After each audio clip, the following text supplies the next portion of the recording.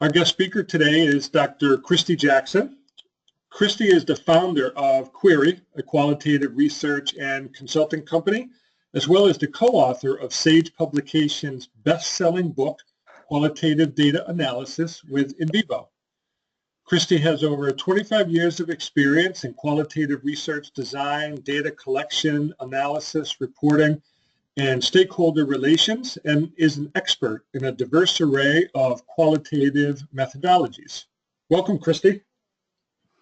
Thank you so much, Kevin. And I have my contact information up here on the first slide, but I'll put this up again at the end. It's always easy to find me at my website, but I'm happy to follow up if you have any questions after this presentation. And I'm happy also to provide the slides, so you can feel free to email me directly if you'd like those. Just as a friendly reminder, this is the third in a 4-part series designed specifically for doctoral students, so you may be interested in some of those other sessions as well. And before I begin, I wanted you to know that these sessions have also inspired a retreat format that was designed specifically for doctoral students, but of course others are welcome. If you come to these, excuse me, if you come to these, you'll spend probably a couple hours each day in large group sessions. Then we'll have some small group sessions, one-on-one time, and you can work independently. If you're feeling especially motivated, you can stay a 4th day at no extra cost, and more information about dates and registrations are on that website. And I'm happy to answer questions about that too. Okay, so let's talk about this presentation overview. As with some of the other sessions in this series, I'm going to talk more generally about some things outside of the database. So I want to talk about the history of where some of our standards in the IRB process have come from, which includes the Belmont Report and things like informed consent. And once we talk through those to get grounded, I will go in to show you some things about NVivo and how you might handle data security, audit trails, and quite a few other things. But then I'm going to return to a conversation that I'll introduce early on, but then I want to return to more detail later around things like confidentiality and consent and other ethical issues as events that you can predict and as moments when things happen, like when a respondent signs a confidentiality form, versus understanding them as somewhat unpredictable processes, because how the research unfolds and how the participants understand the research might change over time.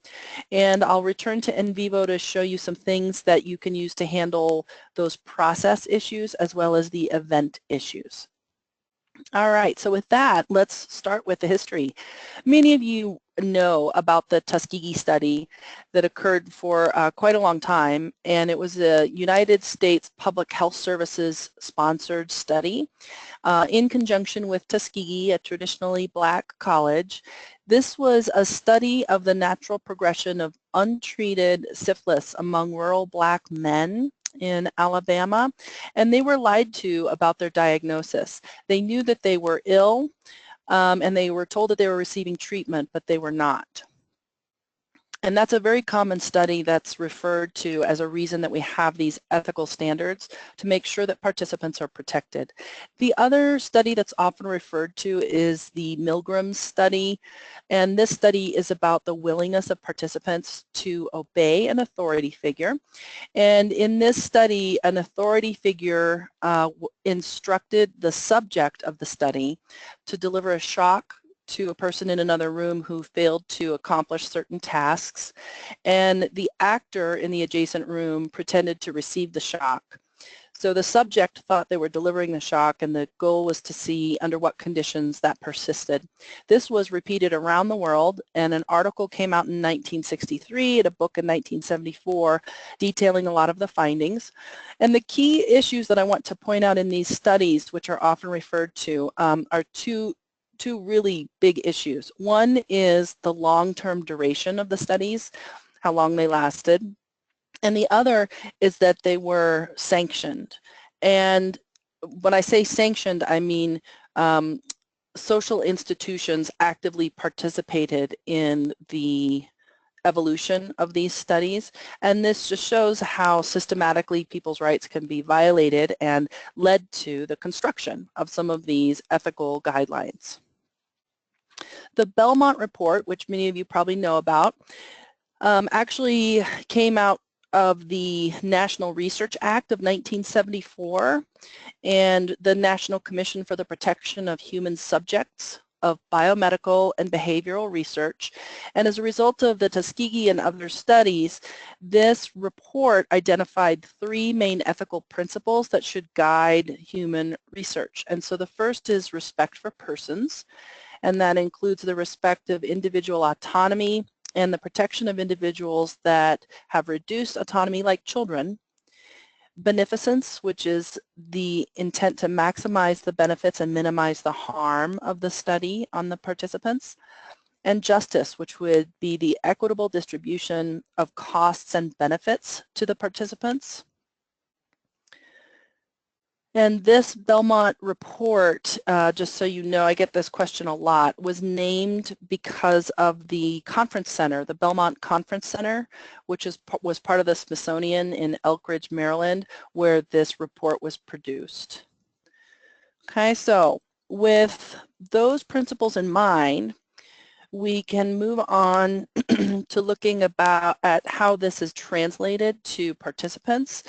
And I would say in terms of an event or a moment when people identify this ethical handling of data, informed consent is the main event. And in informed consent, there are some standard items that are in that consent form. A discussion of the research purpose and its duration and the procedures that participants will engage in, a description of the risks and benefits, what will be done to help protect the confidentiality of the data, that the participants have the right to refuse or withdraw, and then some contact information in the event they have questions or concerns about the study. So those are fairly common content portions of that consent form. But what I want to introduce now, and I will come back to later, is the notion of informed consent as a process instead of as an event. And it's easy when we're thinking about things like informed consent before we run a study as something that we just have to cross off the boxes and everything will run fine. And really there's a process.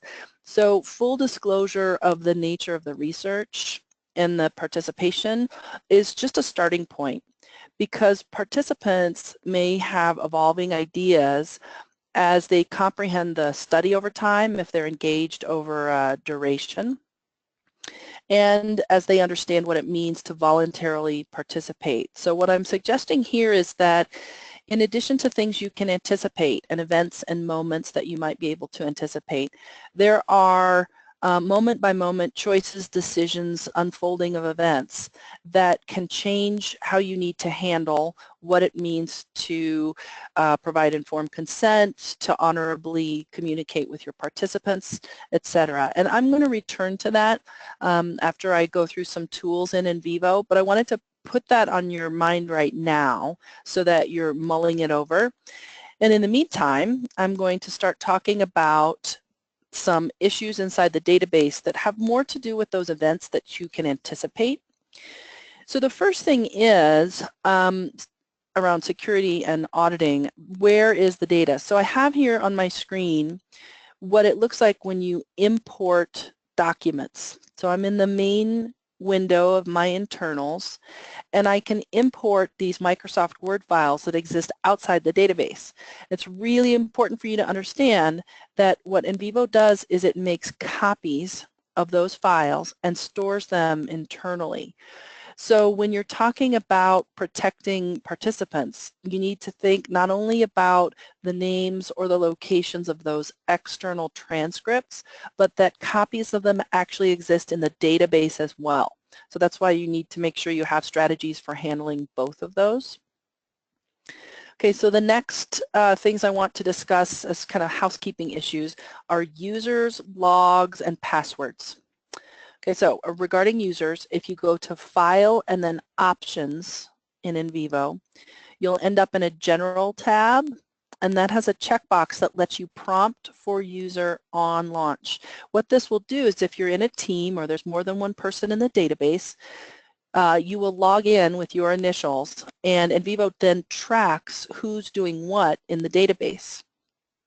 And one of the ways that you need to think about honorably handling the data is knowing exactly who is doing what. That's why I'm adding that here. And you'll see here in this slide that this is a list of my nodes, right? That's NVivo's word for a code. And in some of these middle columns here, it's identifying who created and who modified that item most recently. So with this, by logging in as a user, it's helping you track exactly who is doing what. All right, the next thing is a log. If you go to File, Info, Project Properties, in the General tab, there's a checkbox that asks to write the user actions to the project event log. That log is not a good way to keep track of your methodological choices, but it will open up for you if you go to File, Info, open the project event log. This chart, or I should say table, that has line after line of the different things that occurred in the database. It will provide the date, the item that was changed, how it was modified, and who modified it. So that's another good way of keeping track of things and making sure you know who did what. All right, and then the third kind of issue around managing this part of the database is passwords. We go to File, Info, Project Properties. There's a passwords option that lets you add either read-write passwords or read-only passwords. So with the read-only password, somebody can open it but not modify the database. And so that represents three big kind of tracking issues around how people handle some of the options inside the database.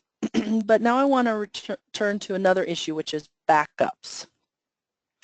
So when you make a backup in NVivo, you just go to File, Info, Copy Project. And the top window has the name of the project that you're in, that you're copying. And the window at the bottom lets you rename and put in a location of your choice the backup copy. I, in my dissertation, was able to put mine in Dropbox. I said Dropbox was a secured location where I would put backups, and that satisfied my IRB. Now what I want you to think about now, as I'm just kind of wrapping up this section, is that as I've gone through these different tools, I've actually identified three different places where you need to think about protecting the data. One is the original transcripts. The other is the database, right, because the database is making a copy of the project. And the third are your backups. So where are your backups located and how are you securing those? And it is important to have backups, because the worst thing you could do for your sake and your participants' sake is lose the data that they've, given you, and the coding and all the other analysis that you've done on that data. So you want to think about those three ways or three locations that you need to think about for protecting the data. I don't see many IRBs where the person who's proposing the research carefully identifies those three, the transcript, the database, and the backup, but I think it's a good idea.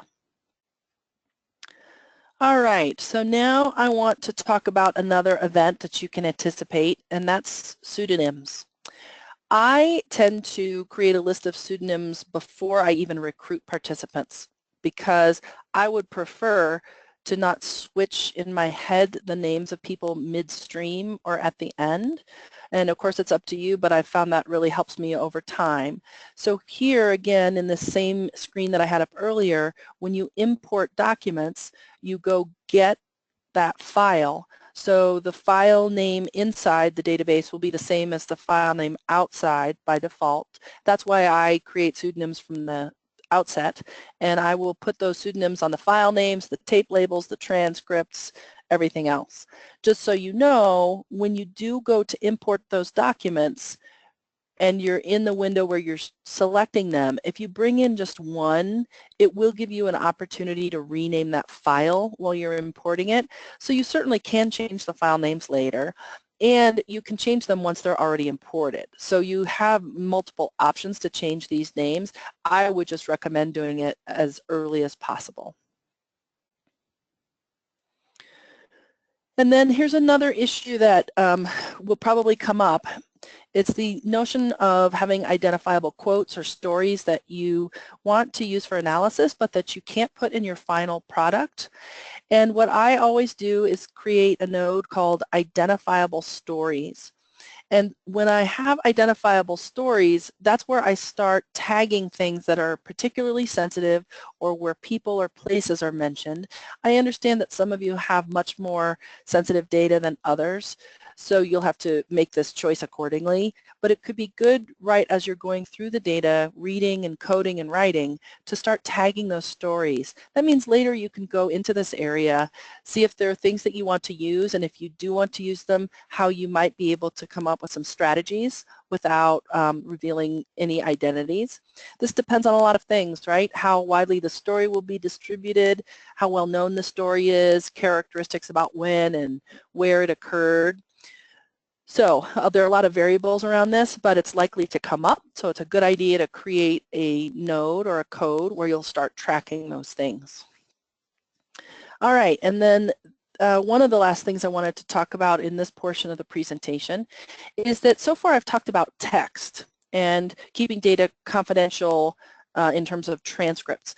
But if you intend to use or import audio, video, photographs, tweets, all the other kinds of data types that you can import, you really need to think carefully about what that means for protecting people. Obviously, because when you hear somebody's voice, it might identify them, although the transcript might not. So give that some thought. Start with text as a foundation and know that you might need other things as well. Okay, so now I'm going to shift. I just went through a bunch of housekeeping issues of things that might play a role in your IRB process and ethically handling the data. When I want to shift gears and go back to this issue that I raised early on about the ethical issues that come up as part of the process. And in, I'd say, modern Western research, I would attribute Carol Gilligan and Nell Noddings and a few others as people who started to challenge this notion of ethics as an abstract, rational construct. And if you want to look at something more specific in educational research, Kenneth Howe and some of his colleagues have done a lot of writing on this. And what they're doing is they're pushing the notion to this, I would say, the field of research ethics, and they're borrowing from some of the work by Gilligan and Noddings to think through what it means to have research where there's a level of intimacy between the researcher and the participants.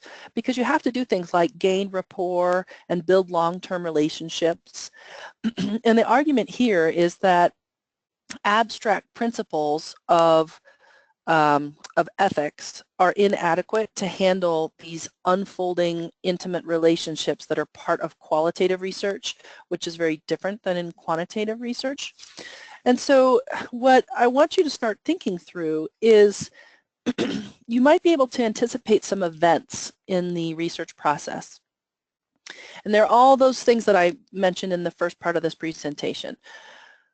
Changing names, passwords, all those things.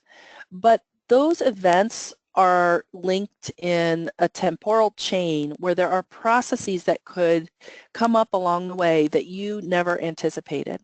And I would say it's very rare that I encounter qualitative studies where some ethical issue doesn't come up that I hadn't thought about, because you're in a changing context. And while this can be sometimes a little scary to think about, it really is important to acknowledge that it might happen. And one of the tools in the Windows version of NVivo that I use quite a bit is memoing and linking to help handle this. And so I just want to show you, as I'm closing here, this interview transcript, which actually came from one of the studies I was in where I was asking people about ethics and transparency. And then I have a memo on the left. So let's look at the transcript first. This participant said to me, "So it's definitely a major dance. I mean, in the past, research has been somewhat hurtful to many of these communities. I don't know that I'm saying this correctly, but it's an extremely important responsibility to be transparent but also be thoughtful about how you're impacting communities and entire cultures of people when reporting your view of what you've learned. So that's what the participant said. And in this memo in NVivo, I've written, I'm thankful that I'm not the only student who noticed that the ethical handling of data is a dance. And what's nice about this is I can link that passage that I wrote to the exact quote in the transcript. And I've done it again here at the bottom. I wrote, I've been so concerned with the protection of the individuals in this study, it never occurred to me that part of the principle of beneficence might pertain to groups or cultures that have been misrepresented or disenfranchised. I would have completely missed this in my own study. So I can link that passage again to where the participant talked about it. The wonderful thing about this tool is I can export the memo or the journal, and I will have endnotes with the quotes from the transcripts in a single Word document. So I can do a lot of thinking, writing, and linking along the way to track some of the ethical issues that come up. And I would recommend turning to tools like memoing when you're handling some of these unanticipated ethical issues that sort of tug at you, because you can start writing through strategies for creatively handling them, and you might ask a chair or a committee member for some help when you're done. So the other tools that I talked about before this were a little bit more technical and things that you could predict. Here I've raised at the end how you might handle some of the data where you're thinking about the process and how ethical issues come up in situ along the way. And I think that that's about it for this presentation. So once again, there are 3 other sessions in this series that you might be interested in. And don't forget that I hold retreats, and I also provide telephone consultation for a lot of doctoral students. You can reach me or find more about all of this kind of training at query.com. And I'll leave this last slide up here for a minute while I ask Kevin if there are any questions that have come in. I know he sometimes handles those if they're technical, but every once in a while there's one that he wants to toss to me here as we're closing up. So Kevin, I'll give it back to you, and you can let me know if we're done or if we have some questions. Thank you, Christy.